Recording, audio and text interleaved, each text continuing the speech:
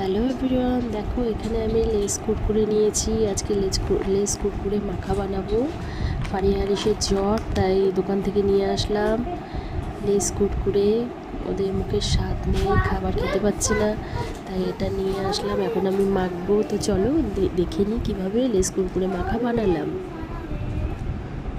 প্রথমে লেসটা কুরকুরেটা একটা প্লেটে ঢেলে নিলাম। এভাবে করে ঢেলে নিলাম একটা প্লেটে লেস আর কুরকুরে।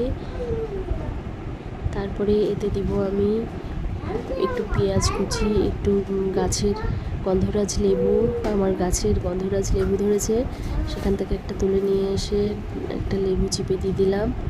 একটা লেবু দেওয়ার প্রয়োজন নেই, কিছুটা টুকরো দিলেই হবে। তো দেখো এখানে আমি লেবুটা চিপে দিলাম, কিছুটা অংশ, পুরোটা দিতে হবে না, কিছুটা অংশ লেবুর এখানে আমি দিয়ে দিলাম। তো লেবুটা দেওয়ার পরে একটা লঙ্কা দিলাম, কারণ আরিশ ঝাল খেতে পারে না, তাই এখানে আমি একটা লঙ্কা কুচি করে কেটে দিলাম। ঝালটা তোমাদের স্বাদ অনুযায়ী। তারপরে দিচ্ছি পেঁয়াজ কুচি। পেঁয়াজ খানিকটা, বেশি প্রয়োজন নেই পেঁয়াজ দেওয়ার। তো পেঁয়াজটা কুচি করে, পুরো পেঁয়াজটা দেবো না, অর্ধেকেরও কম দেবো, স্বাদ অনুযায়ী। যে যেমন কাঁচা পেঁয়াজ খেতে ভালোবাসো সেইভাবে দেবে। এখানটায় আরেকটু লবণ আর একটু ধনেপাতা দিলে ভালো হয়। ধনেপাতা ছিল না ঘরে আনা, আমরাও জ্বরে ভুগছি কয়েকদিন থেকে, বাজারেও যেতে পারছি না, তাই ধনেপাতাটা আনা হয়নি। এখানে পেঁয়াজ কুচি দিলাম, অর্ধেকটা পেঁয়াজ কেটে কুচি করে কেটে এখানে দিলাম।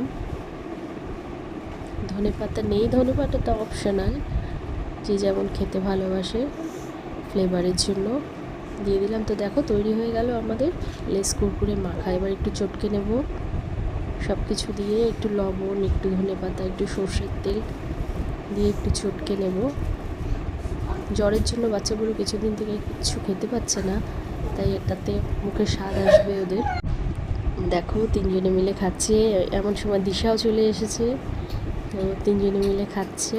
দিশা আবার ফারিয়াকে লঙ্কা খাইয়ে দিল। তিনজনে বসে গেছে খেতে। ধন্যবাদ। ভালো লাগলে লাইক, কমেন্ট, শেয়ার করুন।